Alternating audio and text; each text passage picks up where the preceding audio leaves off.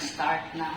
So, our topics for today are the different measures of dispersion. So, we have already discussed this in the last semester. We have the range, the variance, and the standard deviation.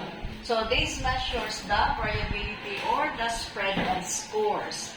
So as contrasted to measures of central tendency, which measures the average or the mean or where the data are bali murag nag-cluster.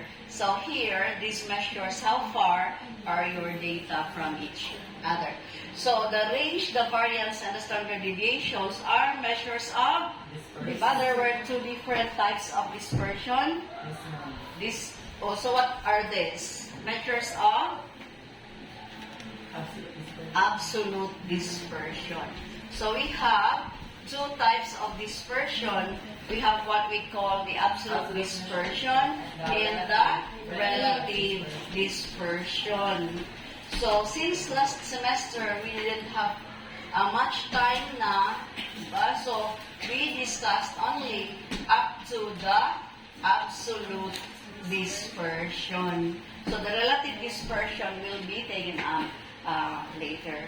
So the range, the variance, and standard deviation, we have formulas for this for grouped data and for ungrouped data. So for ungrouped data, recall what is the formula for the range. The range is equal to the, what is the range equal to? If you can still remember, the HB minus the LB, where R is your range, HB is the highest value, highest, not higher, highest value minus the lowest value. So if you have this data, okay, 20, 25, 28, and 30, how many? 1, 2, 3, 4, 5, 6, and 7. Now the range for this data would be equal to the highest value of 30 minus the lowest value of 9. So our range is equal to 21. That is for ungrouped data. How about the variance? The variance would be, what's the symbol for the variance? If you recall. No.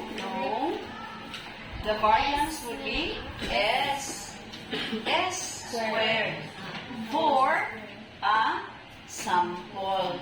But for a population, kadtong murag tingon ko, no. So for the population, that would be sigma squared. So this is sigma, murag talinos na. Okay. So sigma squared. So here we have the variance for a sample, and here we have the variance for a population. Okay? So, but before we go to the variance, we will first add some to our some more measures. Sa naman to sidya, nawa man. Okay. Cannot open.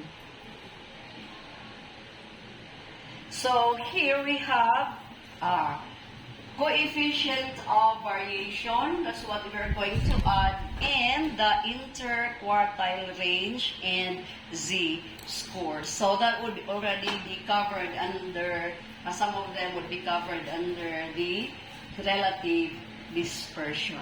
Okay. So let me first get this or read this one. We have what we call variability. So measures of dispersion or measures of variability. So variability refers to how spread out or dispersed the data is and how different each score is from the other. So let's say, for example, we have customers of a particular store.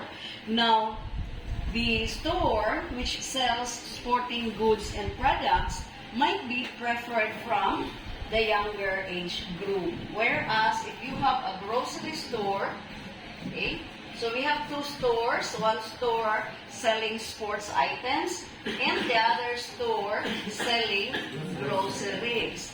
Now, the customers from the store selling sports would be more or less coming from the same age group.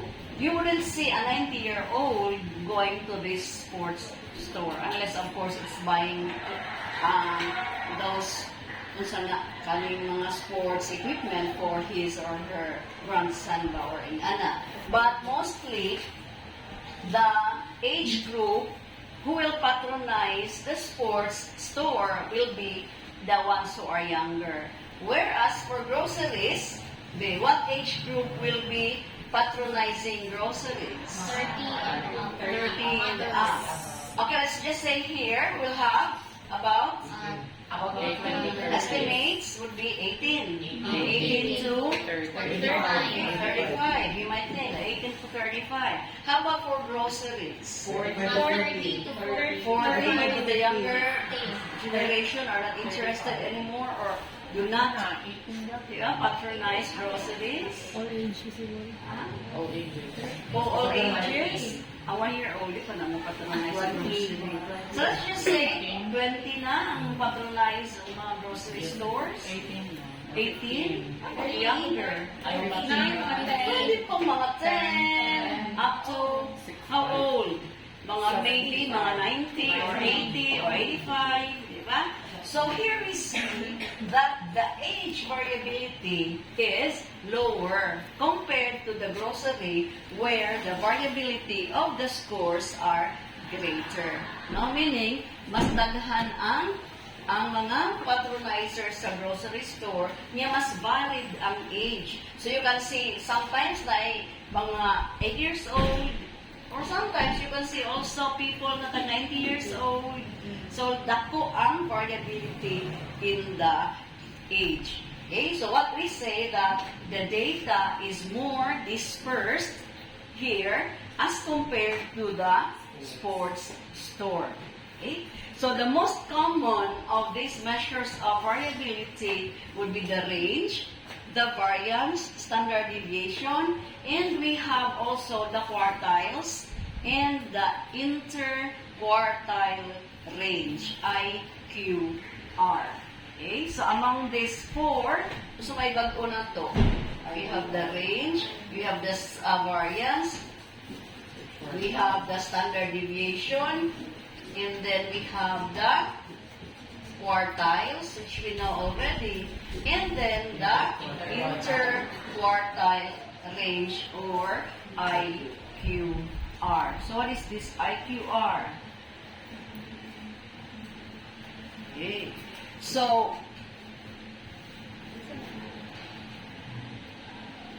hindi mo mudagan. Because I'm using the screen recording. Here. Okay, let's take the other one. Kunin mo, Patrosa. Okay.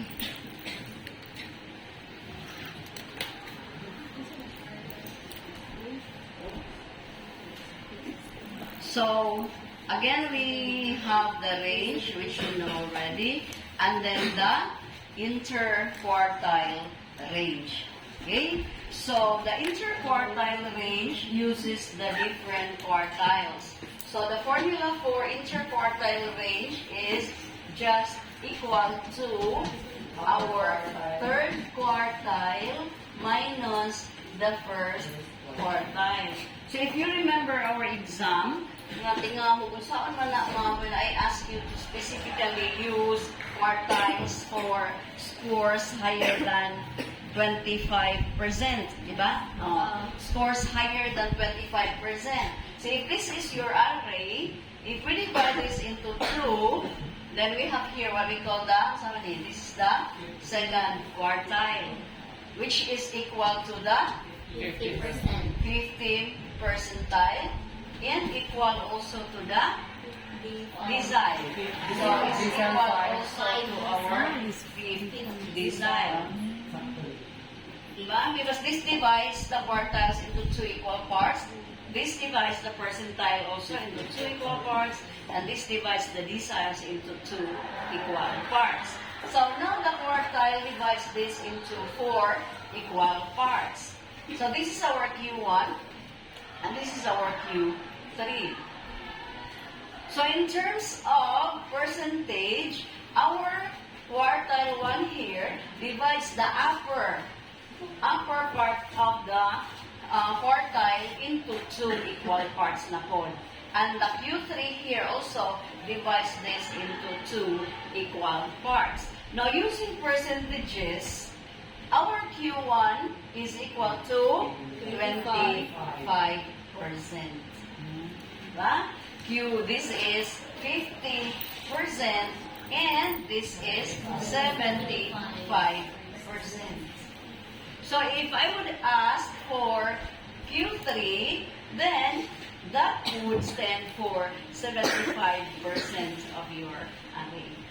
So kung ang upper 25%, you're going to use Q3 to get the upper 25%. And to get the lower 25%, you're going to use Q1. Now, if you want to get the middle 50%, what would be the middle 50%? Q2. Middle 50, middle, not just the score in the middle, but rather the middle 50%. Ang katunga. That would be Q25, Q1, ang middle na 50%, Q2 na po. Q2 is, or divides the array into 50%. No? One score, half of the scores higher than 50%, half of the scores lower. But if we want to get the middle 50%, asa man ang middle 50%? Q2, middle 50%. Pila man ang 50%? If you have data na 100, pila 50% ana? 50. So asa man na makita nimong middle nga 50 kabuok nga scores? That is what is meant by the middle 50%. Q1 and Q2. Q1 and Q3. Q2. Q1 and Q3. Middle 50 man. So if this is your array, ang ang middle 50. Kani, di ba? Oh. So how we divide this by 25, 50, 75. That's 0 and this is 100. So asa man ang middle 50? Di ba kani? Kana? Oh. So kung middle 50, 25 sa ibabaw, 25 sa ubos, ang mabilin to nga 50 kabuok. That is the middle 50%. So, using our mga QQ din ha, Q1, Q2, and Q3, then the middle 50% would be Q3 minus Q1. So this is the middle. No? So here, in getting the middle 50%, we are excluding the outliers. So these are the outliers, kaming duha. So what are outliers? These are the values which are either extremely high or extremely low. So kung atong ikuha na, then we focus only on the middle 50%. Now, if I would ask for what is the middle 40%, what about the middle 40%? What would be the formula to get the middle 40%? Q1 and Q2. Can you use quartiles to get the 40%? No. You will use decile na day 40 po. Na pinaka-maximum na G percentile. So for values na very high na, gagmay na ang mga divisions, we use percentile. So using percentiles, how are you going to get the middle 40%? Middle 40. Using percentile. I want to get the middle 40%. What? 20 and 60? Let's try to see correct money. How many scores are here sa babaw? Atong ilabay. I-disregard. We disregard here 20 ka scores. Sa ubos, how many do you disregard? Pila ang disregard? 40. Pila man eh. So we have na-forward lang 40. No? So ang atong gipangita is middle 40%. So it's 40, yeah, plus 40 plus 20 is 100. However, say catch na, or say middle. So it has to be the middle 40. So if it's the middle 40, then you have 30 and 70. Okay, so if it's 30 and 70, we'll have here 30. Yung natin pila? 30. Yan sa tunga yung have 40. So that answers our middle, di ba? Middle 40%. Okay. So this is the middle 40%. Kani, although nakakuha ka sa 40, but di balance ang ubos o ang ibabaw. So kuhaan mo 10, butangin mo ito sa ibabaw to get the middle 40%. Now how about the middle 60%? Middle 60. So we have 20 and 80. So it has to be 20 and 80. 20, 80. 80. Para you can have here 20. So how many here you have? 6. So that is P80. So you have now 20. Ang Q1, our P. What's this one? P20, and then you have P80. So, for the middle 60%, you have P80 minus P20. Diba? For the middle 40%, we use P70 minus P30. Okay, 20 minus 80 minus 20 is 60, 70 minus 30 is 40. So we simply get the difference. No? So if I have here, what is the middle 90%? We will have 595. So it's 5 and 95. So we have P 95 minus P 5, that would be P. Okay, get that? That would be to get the upper or the inner mga values. So here, we disregard the outliers. Okay, maybe kaning outlier din na sa student in the class who is very, very intelligent niya, mag-grade sa 99. Yeah, here, na ako'y arang bulok ka, bulok sa kabulok, nag-grade bulok 68. So you may disregard these outliers by focusing only on the middle parts of your array. Yan man yung ubandikan nga nangatog naman. Okay. Anyway, ano ikatog dong? Ubo. Hindi ubo makatugon na ito. So,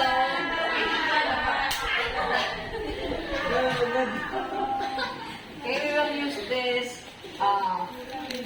data. Okay, so we have these people, 1 to 15. You can put here names if you want. Mag-una si Kailo. Si Kailo yung number 1. Oh, next. Marjun. Mga idol. Sunod. Julietto. Oh, My inspiration.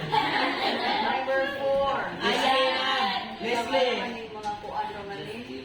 Ayan. Mga boys pa. Joseph. Ano ba, LGBT ka rin? Sila daog. 6. We have Yeah, Leslie. Leslie Justin, ma'am.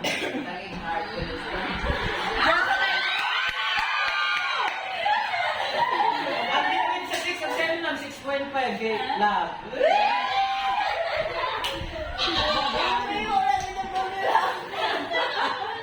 okay, next. I have 15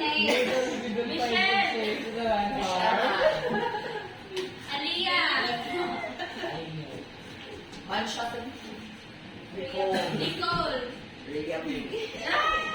Dapat gibaylo kung ayan, ma'am. Kay rival mo kung ayan si Leslie. Si Lori. Okay, 12. Brenda! Okay, and then two more. Lucille. We have Lucia. Jansen. Riami. Jansen. Lucille naman. Ika-50 ka lang. First time na siya. Pinalagay lang. 15 kilala lang. Kaya Bigriyo na ko sila. Okay, so we have nindot din tanaw na tungan sa board, no? 11,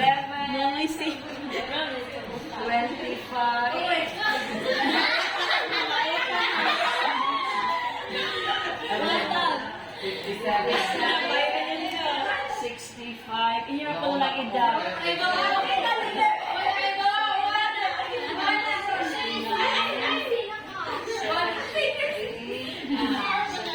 Bayad na.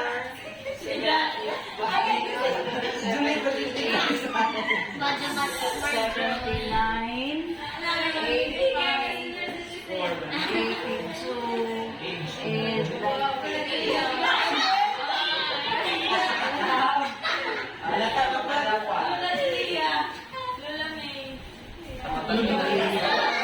those are the numbers. So we're now going to solve for the range. What is the range?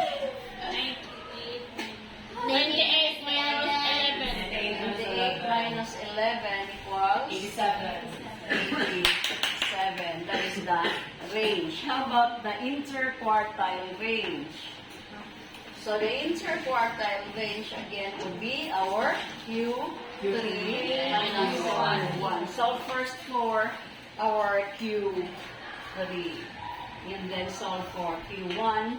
The difference will be the interquartile range, or actually what's another name for the interquartile range? That's the middle 50%. Diba? Middle 50. Okay. So, what is Q3? Mana? Solve.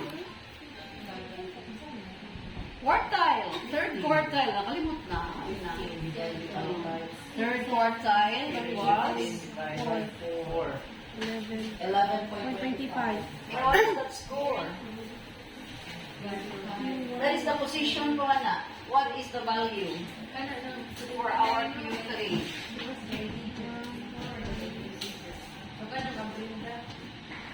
What is Q3? 79, ma'am.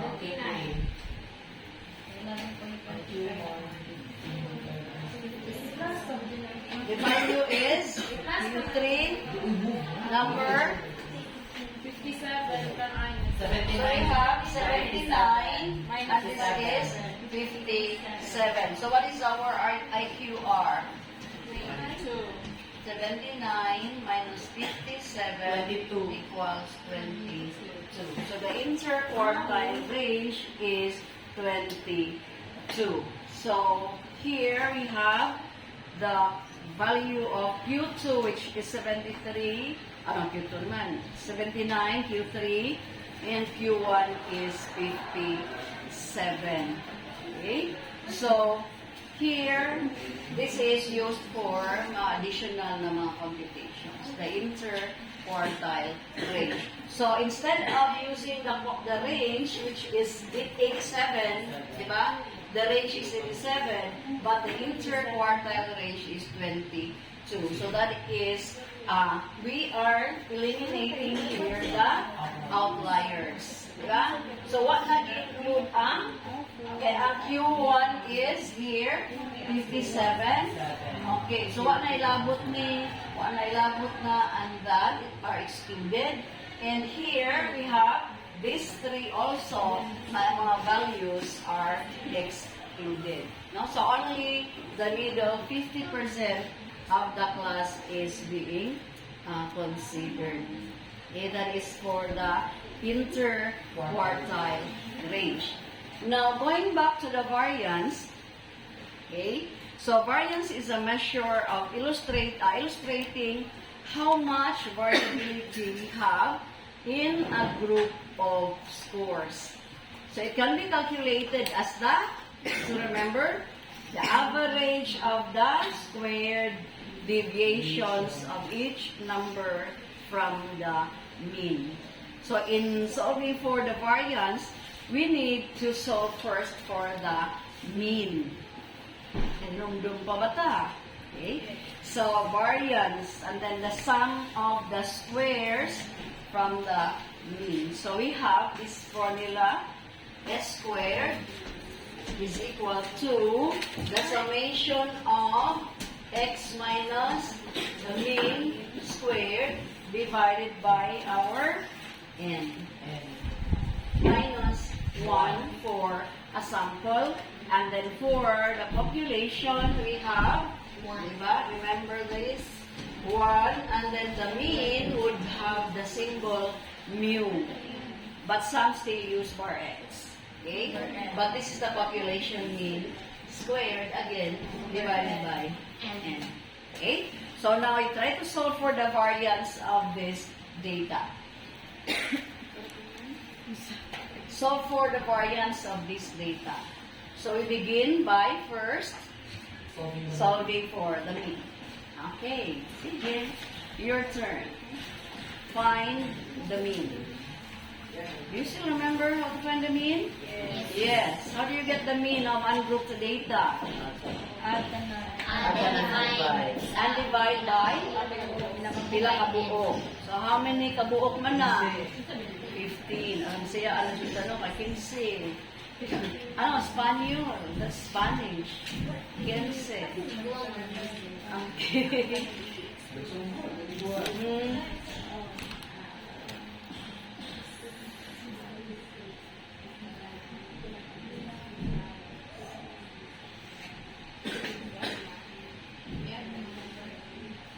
Okay, so we have the variance. So these are the... Okay, what's your mean? Round off, yeah. 66. But actually it is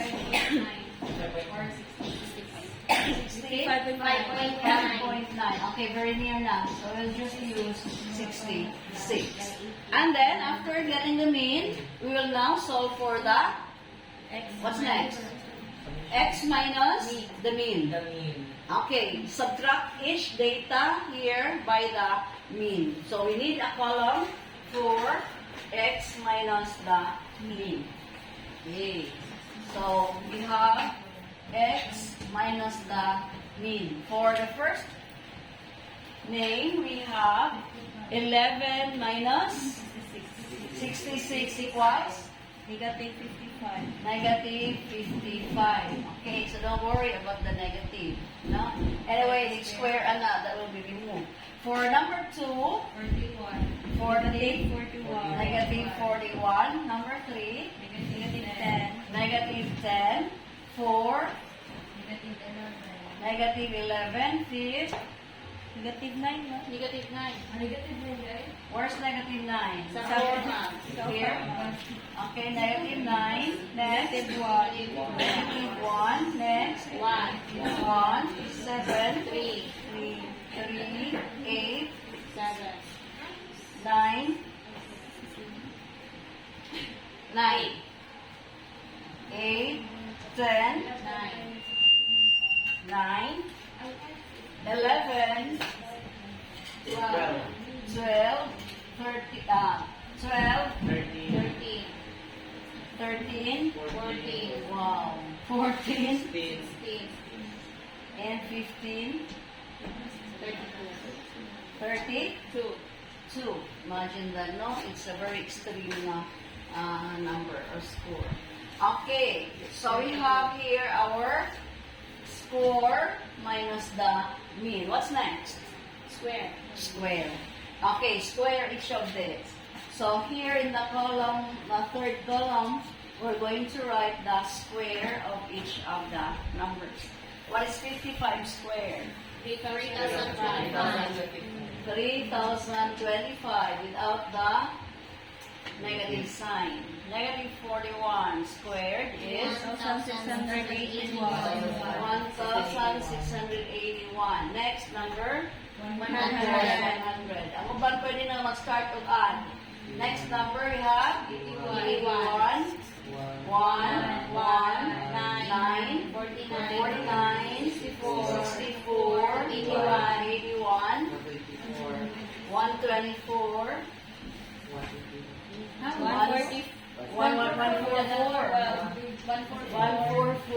199, 196, 256, and 32 squared is 1,024. And then we get the sum. Okay, get the sum. The sum is equal to That's 6,881. 6,881. Okay, kindly please confirm.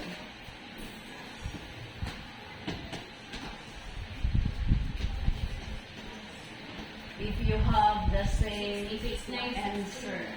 Pareho nga. 6963, ma'am. Oh, 6963. Okay, confirm pa.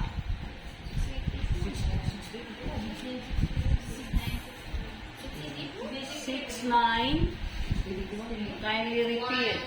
6881. Isa na po itong ng 6963. Are you willing to change? Basta mo-hold po ka nga 6963, Jod.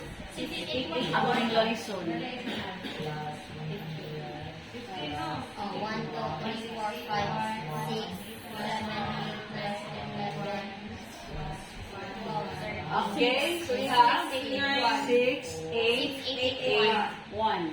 So there's a difference of pila, alaka, 19 plus 6881. Okay, paglalis mo later na lang. So we have 6881 divided by 15 minus 1. So our S squared is, what is S squared? 491.5 or 491.5, or that would be 490. Okay, but then we need to get the S. What is S equal to? S would be equal to the square root of 491.5 na lang. So S, the standard deviation would be 22.17. 22.7. Okay. Correct? Yes, ma'am. Okay, so our standard deviation is 22.17. Okay.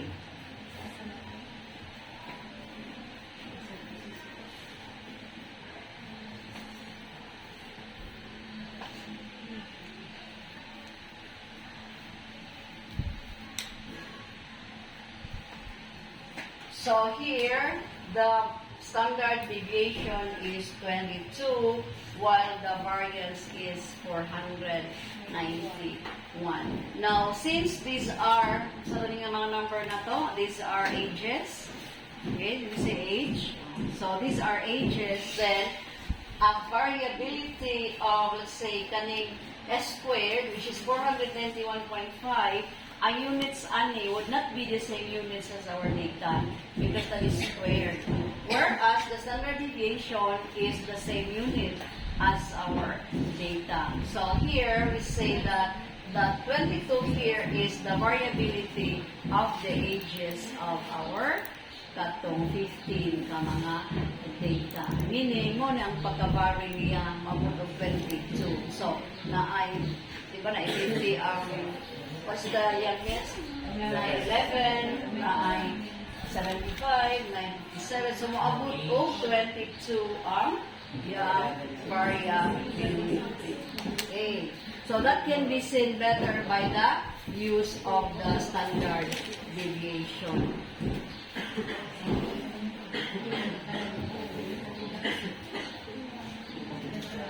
Okay, so we have here now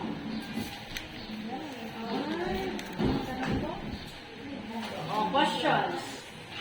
Questions before we go to the next measure.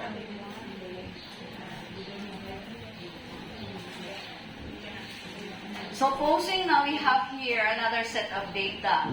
So this is the dogs.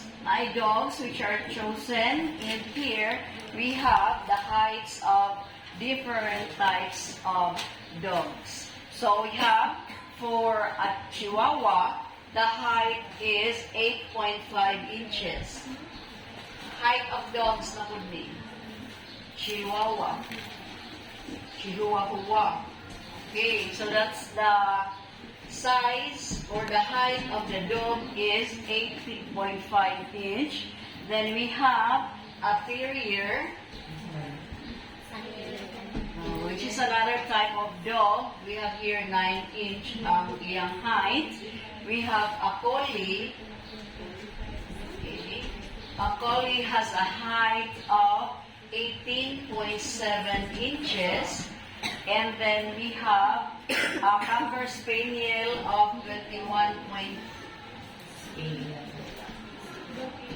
Okay, so we have 21.2 inches. And then German Shepherd is 52. Taas na. Okay. So a German Shepherd has a height of 52.3 inches. Okay. So now, try to determine the variance and the standard deviation of the different dogs' heights. Okay, in your seat. So there are only how many types of dogs? There are only 5. So again, the first thing that you will do to solve for the standard deviation is to find the mean. Okay, kamo na bahala. I only want the answer. Solve for the variance in the standard deviation. Okay, those are just the different types of dogs. Ang ay lalibot na ito, aspin, kanang sa kanaling bulldog, kanang familiar na ba? Okay, so what is the variance in the standard of deviation?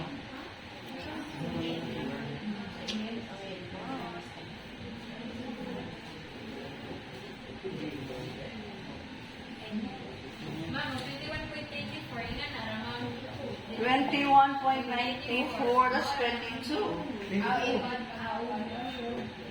We'll use whole numbers para dili daghang istupuan. Yeah. But the variance in the standard deviation, you will use 2 decimals.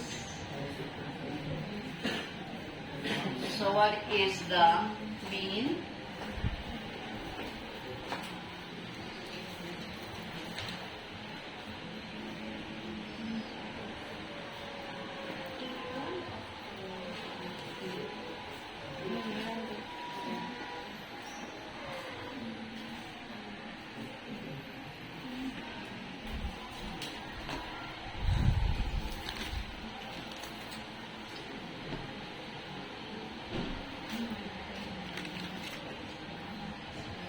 But when you solve for the data or the height minus the mean, do not round it off.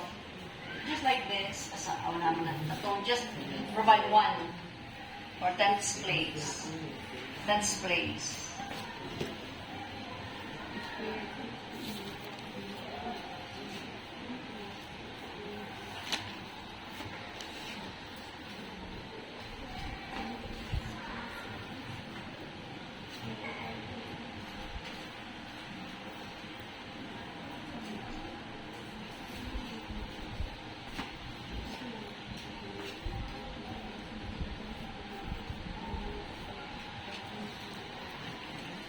So the mean minus the squares of the differences you use 2 decimal places.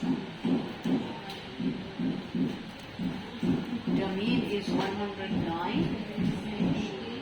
Ay, nalaban. Ang mean, dapat ang mean sa tunga. Di ba?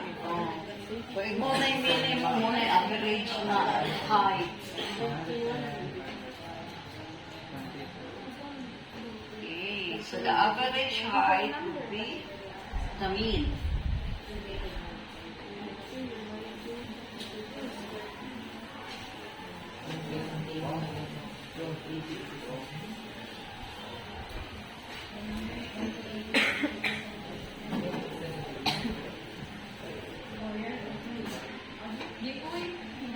Ma'am, i-round off natin kung makuha ng squared sa kuan. No, you round off only the final answers.